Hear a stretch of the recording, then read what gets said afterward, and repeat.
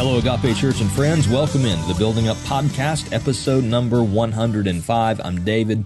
As always, thank you guys for being with us on this episode of the podcast. We are covering Proverbs chapter 23, at least some of the proverbs or principles that we see in that chapter. And we've been walking through, of course, all of the wise sayings, the chapters 10 through 31 in the book of Proverbs. And so hopefully you've been following along, or you would consider going back and listening to some of the previous podcast episodes and using this as a guide and as a help for your own study and your own reading in these chapters of Proverbs in the pursuit of wisdom, as God has ordained these wise sayings from Proverbs to be a help to us to pursue and to gain wisdom.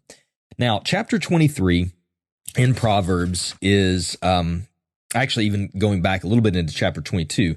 It's a section of Proverbs where Solomon presents what is called the words of the wise, and he introduces 30 sayings that he has collected from the wise. Now, there's a few things that we're not exactly sure about this. And if you're following along in the chapters, you can go to chapter 22, verse 17. That's where he does the introduction to these 30 sayings of the wise. And they really start in, after his introduction, they start in chapter 22, verse 22, and they go through chapter 24, verse 22. And so there are 30 sayings here of the wise. And we don't really know who the wise people are that he's talking about, that he's collected these particular 30 sayings from, because obviously these are mixed in with all of these wise sayings that he has collected or that he himself has written. But these are particularly 30 wise sayings that he is highlighting. And so, some people believe that these 30 sayings came from scholars, people of wisdom who compiled these sayings under Solomon's direction. Others believe that Solomon himself collected them from scholars and people that he knew and then adapted them for this book of Proverbs. But what we know from what his introduction is, if you look in chapter 22, verse 17, is this is what Solomon says we should do with these 30 wise sayings that cover part of chapter 22, all of chapter 23, and then some of chapter 24. And it ultimately is what we should do with all of the book of Proverbs. He says, incline your ear and hear the words of the wise. So that's the first step, is to hear with your ear. So give yourself the ability to listen to these wise sayings. You read them. That is one way. You speak them out loud is another way. You hear someone teaching them. That's another way. Those things where you take in that knowledge and that wise saying. Then he says, apply your heart to my knowledge. So not just hear them, but seek to apply these wise sayings to how you think, and let them work themselves into your behavior by being obedient to them. And then he says, for it will be pleasant if you keep them within you, if all of them are ready on your lips. So then you speak them back out yourself. You speak them to yourself. You speak them to others. You speak them into situations that you find yourself in. Okay, here's what I'm going to do, and here's why I'm doing it. This is what Proverbs says. Or you may speak them into situations to help others. You give them counsel. I've done that a lot as we've been walking through this series of Proverbs as a church. I have found myself in counseling or conversations with people in our church saying, well, one of the things we've been reading in Proverbs is this. It's very helpful. So hear them, apply them, speak them. And then in verse 19, Solomon says, all of this happens that your trust may be in the Lord. So as we listen to wisdom, as we apply it to our heart, as we speak it with our lips, all of that is leading us to more trust of the Lord, more fear of the Lord in our lives. And that's how Solomon introduces this particular section. And then he gives these 30 wise sayings that he has collected in Proverbs. So in chapter 23, we're just going to look at some of these wise sayings rather than put them all into themes. For this chapter, I actually went down and just numbered each one of the sayings because they're not just one verse. Many of them span 2, 3, even 4 verses, the entire wise saying. And in chapter 23 of these 30 wise sayings of Solomon, I believe that we see wise sayings number 6 through number 18 in chapter 23. So we're just going to look at a few of them together. So let's start with verses 4 and 5 in chapter 23. This is wise saying of the 30 wise sayings. This is the 7th one. And it says, "Do not toil to acquire wealth. Be discerning enough to desist. When your eyes light on it," talking about wealth, "it is gone, for suddenly it sprouts wings, flying like an eagle toward heaven." So in this particular wise saying of the 30 that Solomon is separating out and pointing us to here, this is really a warning to those who would be what we would call today a workaholic. Someone who is working and working and working to acquire wealth. And that wealth could be their dreams, right? So it might be money, it might be a car, it might be a house, it might be a particular career, but this is a person who is working and toiling to acquire wealth. And the wise saying is this: be discerning enough to know when to desist, when to stop working. Now, this is not, of course, telling us to, when it says to stop working, or when I put it that way, it doesn't mean to become a lazy person or apathetic person who doesn't work, because we know from what we've seen throughout Proverbs that is not held up as a person of wisdom. But I think the way that it is, what it is pointing us to is know when you have enough. Know when you need to just be content with what you have and enjoy your life and enjoy your family if God has graced you with one. Enjoy your children, enjoy your wife, enjoy rest. That you need to know when at the end of your day, it is time for you to just call it a day. Maybe not work those extra 2 hours, those extra 3 hours, or don't work that Saturday. Like, there is a place where we need to be discerning. And the wise saying goes on to say that even if you can acquire wealth, even if you get the things that you're working so hard for, it'll be gone in a moment.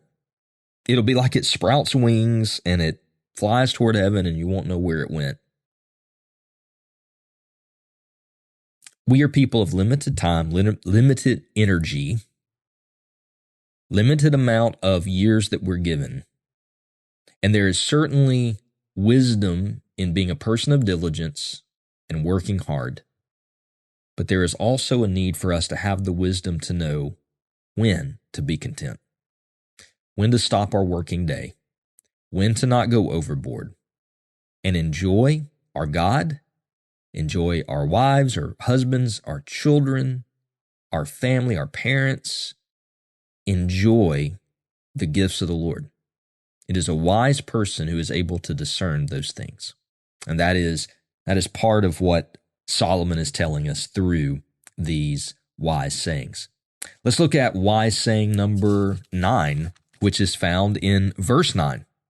Okay, so again, I'm numbering these dating back to chapter 22. So I've just numbered in my Bible all 30 of these from chapter 22 through chapter 24. This is the 9th of these 30 wise sayings. Verse 9, "Do not speak in the hearing of a fool, for he will despise the good sense of your words." Okay, so this is a proverb that is telling us, you know what, there are times where you just need to realize that the person that you're speaking to or that you're going to speak to, they are in such a place of foolishness in their heart that they're not going to receive anything that you are saying to them. And so sometimes you just have to know that. You just have to be aware, lest you find yourself arguing over and over and over again with the same person who really just isn't receiving what you're trying to tell them.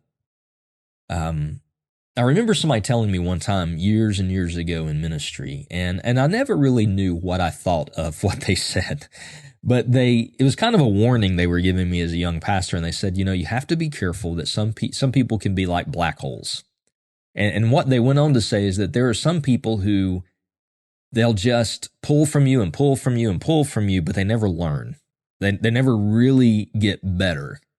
And I never really knew what I thought about that, because there was a way in which they presented it to me that it sounded kind of like there's a time just to give up on somebody.